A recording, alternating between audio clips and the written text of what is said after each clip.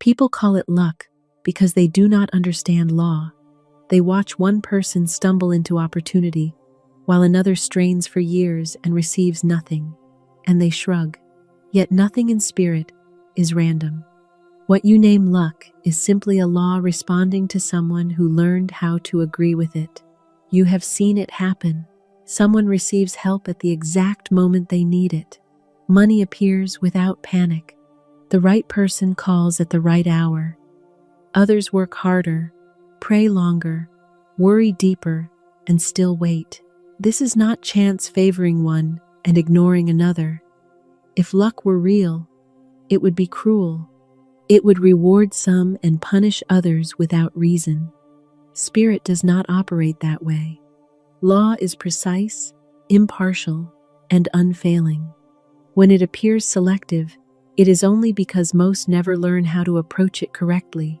Give me 30 minutes, and I will dismantle the myth that has kept you waiting, not by motivation, not by optimism, but by clarity.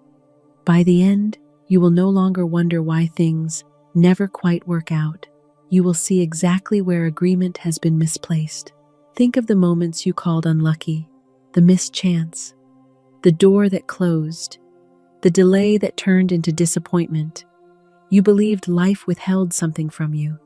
Yet law does not withhold. It mirrors. It reflects the dominant word, belief, and expectancy you carry.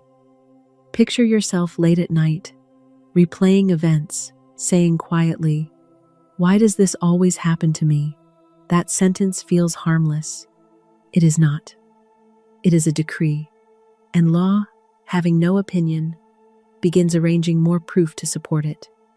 The fortunate woman speaks differently, not loudly, not dramatically, but decisively. She does not say, "I hope it works." She says, "It is arranged." She does not say, "I'm unlucky." She refuses the word altogether, knowing it denies order. This is why some people appear protected. Trouble seems to pass them by. Delays resolve themselves. They are not favored by chance. They are aligned with a principle they may not even name, but they obey it all the same. You may believe you have tried everything: prayer, effort, patience. Yet have you examined the words that follow you through the day? The casual remarks, the half-joking complaints, the quiet confessions you repeat without thought. These are not small things. Law listens constantly. It does not pause while you sleep. It does not weigh intention against repetition. What you agree with most often becomes your experience, whether you like it or not. This is why luck seems unpredictable to those who speak unconsciously. Another year can pass this way, calling chance what is actually command. Watching others step into ease while you analyze, wait, and wonder. Nothing dramatic will fail. Nothing obvious will break. Life will simply continue at the same restrained pace. But the moment you see the mechanism, the spell breaks. You stop begging fate and start directing thought. You understand why one person receives sudden openings while another meets invisible resistance. And resistance, once understood, dissolves. The law behind luck is not mysterious. It is uncomfortable because it removes excuses. It places responsibility not on circumstance, but on agreement. Not on timing, but on expectation.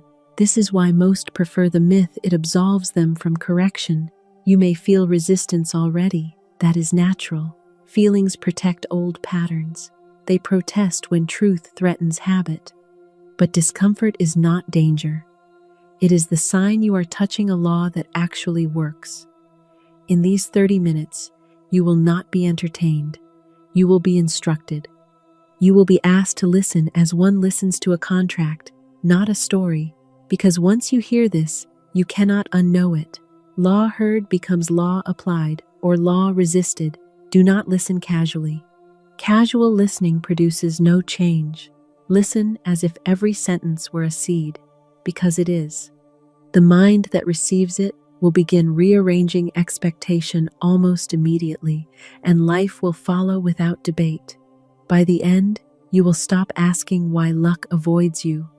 You will know exactly how to summon what others wait for, not by force, not by struggle, but by right agreement with a law that has never failed anyone who obeyed it.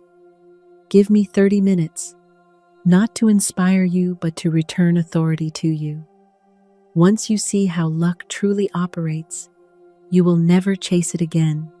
It will come looking for you, compelled by law, as surely as night follows day. People speak of luck as though it were a mysterious visitor who arrives unannounced, blesses one household, and passes another by. They speak of it lightly, yet its influence upon their thinking is heavy. For the moment one accepts luck as chance, one abandons the understanding of law. And where law is not recognized, authority is surrendered. Spirit does not play favorites. If it did, it would cease to be just. Law cannot be coaxed, pleaded with, or offended. It responds without emotion to the pattern presented before it. When one life appears blessed and another obstructed, the difference is never chance. It is agreement made visible. The belief in luck is comforting to those who do not wish to examine cause. It allows disappointment without responsibility and success without instruction. Yet this comfort is costly. For while one waits upon luck, one fails to direct law. Years pass under the illusion of patience, while nothing inwardly changes. Every event has a mental ancestry. What appears sudden has long been prepared. The man who stumbled into opportunity has been speaking with expectation. The woman who received help at the final hour has been thinking in agreement with supply. They may not know the law by name, yet they have obeyed it by habit. When people say, "Why does this always happen to me?" they believe themselves to be stating a fact. They are not. They are issuing an order. Law, which does not argue with statements of identity, begins arranging proof. Thus misfortune appears consistent, and the speaker concludes luck is absent. The fortunate woman refuses such language. She understands that words are not expressions of mood, but commands issued to substance. She does not rehearse disappointment, even privately. She knows that the mind accepts repetition as truth, and truth accepted becomes experience. It is not that she never meets delay. It is that she does not baptize delay with meaning. She does not call it failure, bad luck, or opposition. She names it nothing at all. What is unnamed loses momentum. Silence in this sense is wisdom. Most people speak too quickly. They give law instructions before thought has steadied. A sigh becomes a decree. A joke becomes a prophecy. A complaint becomes a pattern. And then they marvel at the consistency of their troubles. The belief in luck excuses such speech. It allows one to blame circumstance rather than correction. Yet law remains exact. It mirrors what is most frequently agreed with, not what is most sincerely wished. There is nothing cruel in this. Cruelty requires intention. Law has none.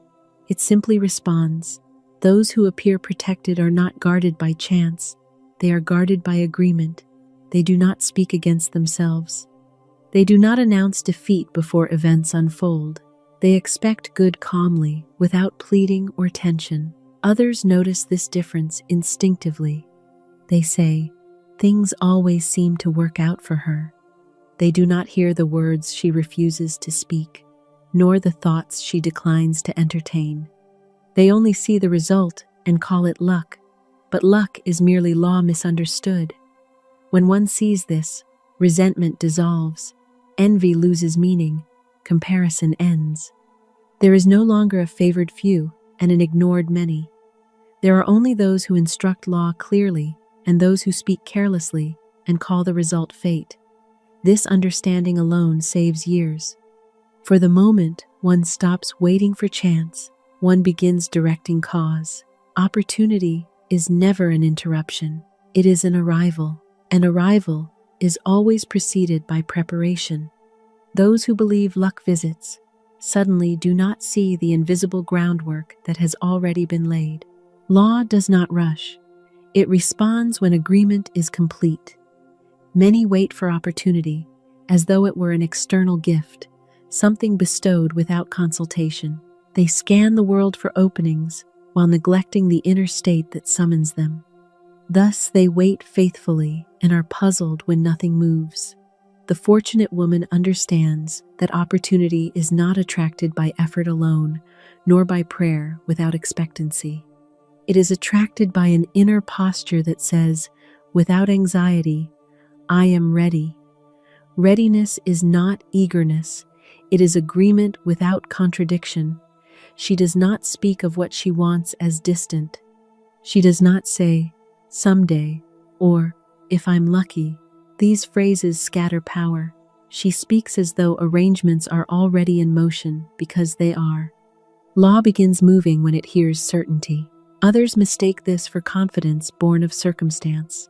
In truth, circumstance follows it. She learned early that expectancy precedes evidence.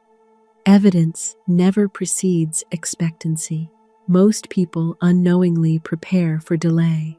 They expect obstacles. They rehearse disappointment. They brace themselves for struggle. Law hears this preparation and supplies accordingly. Delay appears faithful, consistent, and baffling. The woman who experiences fortunate timing has trained herself to expect flow. She does not rush events, yet she does not anticipate obstruction. She expects cooperation as a matter of order. This expectation does not make her careless, it makes her calm. Calm is readiness stabilized. When delay appears, she does not argue with it. Argument creates friction. She assumes movement is occurring unseen. This assumption keeps the channel open. Resistance would close it. Others observe her patience and mistake it for passivity. They do not see the firmness beneath it. She is not waiting helplessly. She is allowing law to complete its sequence. Many opportunities are lost not because they never came, but because the individual was not inwardly arranged to receive them. Readiness must match arrival. Law cannot deliver what cannot be held. She recalls times when opportunity nearly arrived, yet slipped away. She now sees that her speech at the time contradicted her desire. She wanted advancement, but spoke of limitation. Law obeyed the louder instruction. Now she watches her inner conversation. She knows that expectancy spoken silently is as powerful as speech uttered aloud. Thought repeated becomes belief. Belief repeated becomes form. This is why some people are always almost lucky. They approach agreement, but withdraw at the threshold. They soften expectation to protect themselves from disappointment. Protection delays reception. The fortunate woman prefers clarity to protection. She names her good plainly and releases it without tension. Release is trust expressed. Others sense this trust before anything appears. They feel steadiness in her presence. They offer help without being asked. They open doors without knowing why. Law moves through people as readily as through circumstance. She understands now why opportunity often comes through unexpected channels. Law is not bound to method. It seeks agreement, not strategy. This realization saves years of forcing. One no longer chases opportunity. One prepares inwardly and allows opportunity to seek. The spoken word is the most underestimated power entrusted to man, and for this reason, it is the most frequently misused. People speak as though words vanish when uttered, leaving no trace behind. Yet every word spoken impresses itself upon substance and begins at once to shape experience. What the world calls luck is often nothing more than the harvest of words long forgotten. The fortunate woman guards her speech not out of fear, but out of understanding. She knows that speech is not conversation alone, it is creation. She does not speak to describe life as it appears, but to direct life as it must become. Description repeats. Direction changes. Most people speak to relieve feeling. They vent disappointment, rehearse injustice, or joke about misfortune. These words feel harmless because they are familiar. Yet familiarity is precisely what gives them power. Law responds to repetition, not to emotion. When one says, "I never get a break," even in jest, law accepts the statement as identity. Identity once named becomes experience. Thus, the speaker is faithful to misfortune without realizing why opportunity retreats. The woman who appears lucky refuses such speech entirely. She will not say she is unlucky, overlooked, or struggling, not because she denies appearances, but because she denies them authority. She knows that what is spoken repeatedly becomes believable, and what is believed becomes visible. She also understands that silence is often safer than careless truth. There are moments when speech would only confirm fear. In such moments, she chooses quiet expectancy. Silence, when chosen consciously, withdraws instruction from law rather than giving it confusion. Many speak against themselves unconsciously at the very hour they desire change. They pray for provision, then confess lack. They affirm peace, then describe turmoil. Law hears both and waits. Division delays. The fortunate woman speaks with unity. Her words do not contradict her desire. She does not explain why something may fail. Explanation weakens expectancy. She speaks only what she is willing to see fulfilled. Others notice her restraint. They say she is careful with her words. They do not know that her care is authority practiced daily. Speech trained this way shortens time. She recalls how, in earlier years, she spoke freely and wondered why life felt slow. Now she sees that speed was hindered by contradiction. Law does not rush when instruction is unclear. She learned to correct herself gently. When an old phrase rises, she stops mid-sentence and chooses again. This pause alone alters the outcome. Correction is power exercised in the present. Nighttime speech, she discovered, is especially potent. Words spoken when the mind is relaxed sink deeply into belief. She guards the final words of the day carefully, knowing they become instructions carried into sleep. Instead of rehearsing fear at night, she speaks order. Instead of recounting obstacles, she affirms arrangement. Not loudly, not anxiously, simply and finally. Others seem to receive sudden help. Money arrives without strain. Answers appear without searching. Observers call it luck. They do not hear the words spoken faithfully in private. She understands that affirmations are not meant to persuade feeling, but to instruct law. Over-affirming betrays doubt. Authority speaks once and rests.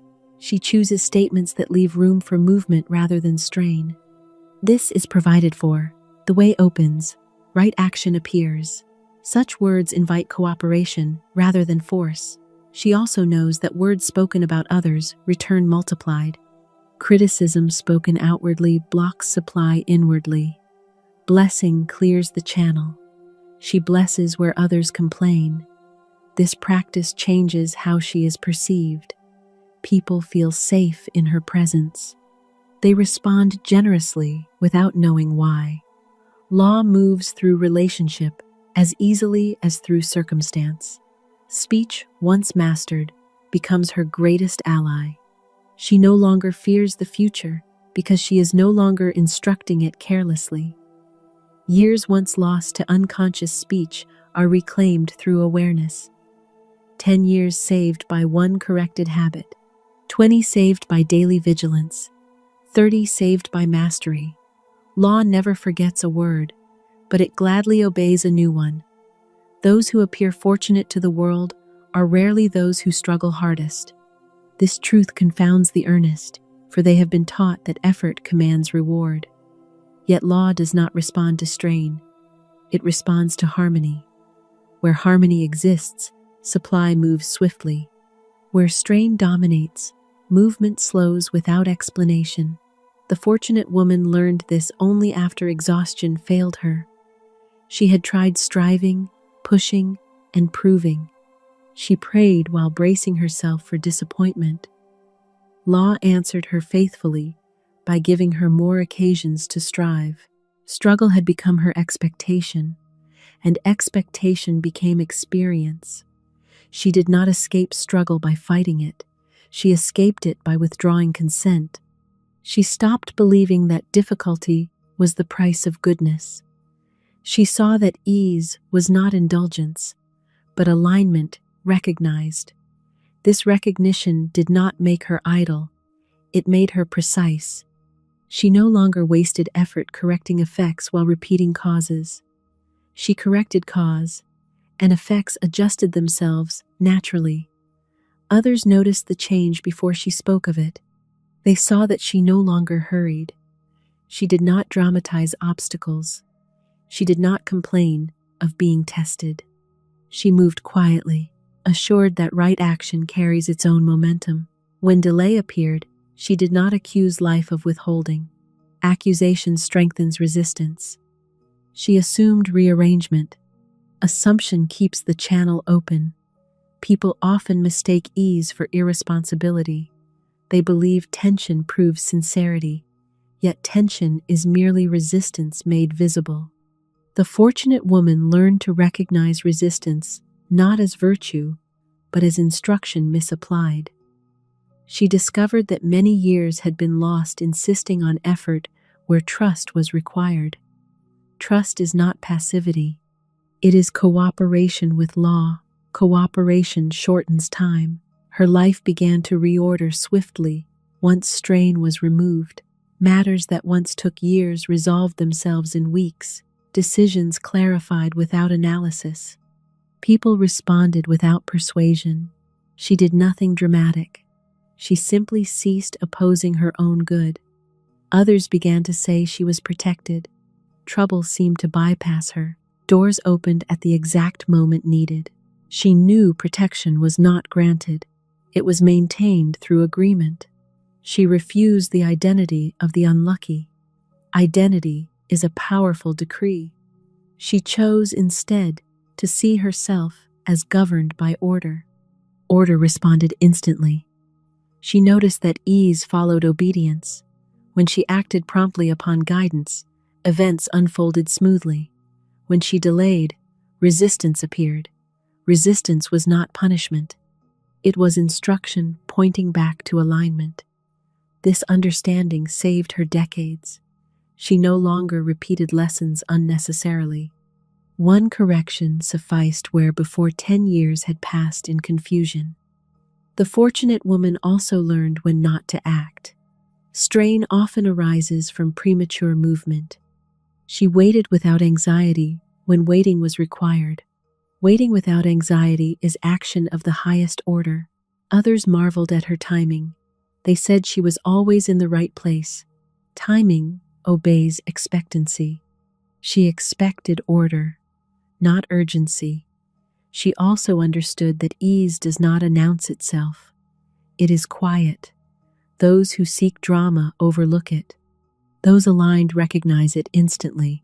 Her household reflected this order. There was less tension, fewer emergencies, fewer hurried explanations.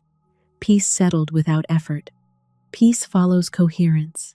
She knew now how 10 years are saved by refusing careless speech, how 20 years are saved by correcting expectancy, how 30 years are saved by releasing struggle as identity.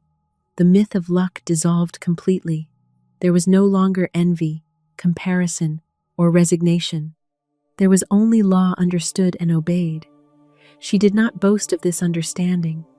Law needs no defense. Results speak softly and persistently. Those who came to her asked how things always worked out. She did not explain.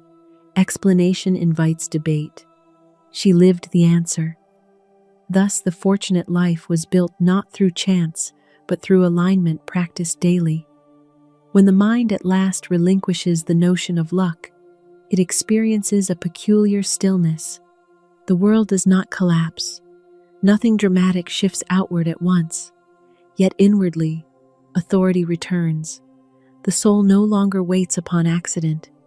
It understands itself as an instrument through which law must move. This understanding is sobering, for it removes the comfort of excuse. One can no longer blame fate, timing, or circumstance. Yet it is also liberating beyond measure, for what is governed by law may be directed by knowledge. Law understood becomes law obeyed. Law obeyed becomes protection. The woman who has listened carefully now sees her past differently. What once felt like misfortune appears as instruction misunderstood. She does not grieve those years. She recognizes them as tuition paid to experience what understanding now grants freely. She sees how often she spoke against herself without malice, believing honesty required confession of fear. She understands now that fear confessed becomes faith misplaced. Law heard both equally and answered accordingly. She remembers nights spent wondering why things never arrived easily. Ease had been denied not by spirit, but by resistance she did not know she carried. Resistance dissolved the moment it was recognized. The myth of luck dissolves quietly. It does not shatter. It simply loses credibility. One cannot unsee law once perceived. Events that once felt random now appear orderly. Even delay reveals intelligence. She notices that life responds differently now, not because law has changed, but because instruction has clarified. Fewer emergencies arise. Fewer explanations are required. When problems appear, they do not linger. Others sense this difference. They feel steadiness near her. They trust her word. They offer assistance freely. They call her fortunate. She smiles inwardly, knowing fortune is merely law obeyed. She understands now why envy dissolves in those who comprehend law. There is nothing to envy where principle is available to all. There is only learning and application. She no longer listens casually to her own speech. Each word is chosen as one chooses seed. She knows that what is planted must grow, whether she watches it or not. Her thought life has also changed.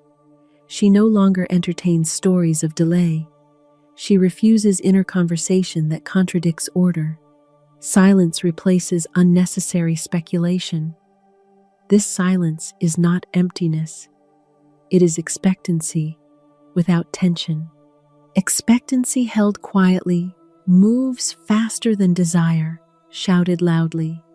She sees clearly how 10 years are lost through careless identity, 20 years through unconscious repetition, 30 years through loyalty to struggle. These losses are not moral failures. They are mechanical outcomes. Understanding redeems them instantly. Time is not vengeful. It rearranges itself when cause changes.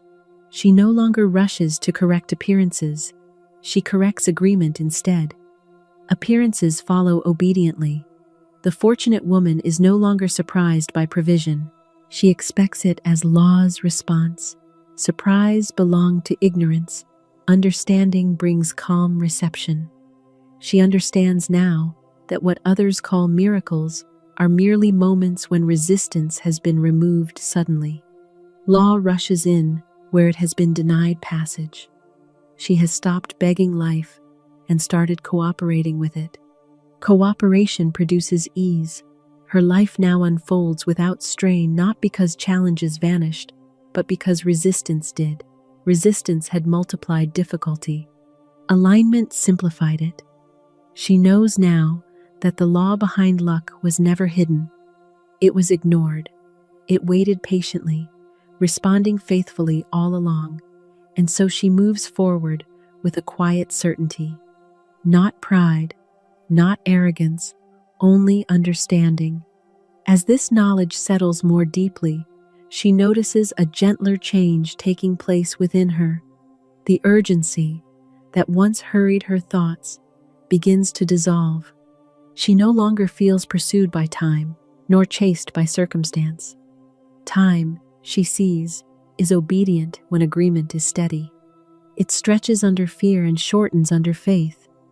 She recalls how often she once measured her life by comparison. She looked at others who seemed to advance effortlessly and wondered why her own path felt weighted. Now she understands that effort and ease are not distributed by favor, but by alignment.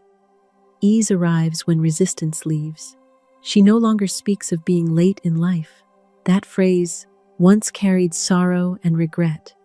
She knows now that no one is late where law is concerned. Correction restores momentum instantly. Years that appeared lost are redeemed by clarity. This realization frees her from bitterness toward the past. Bitterness would only instruct law to repeat. Gratitude clears the channel.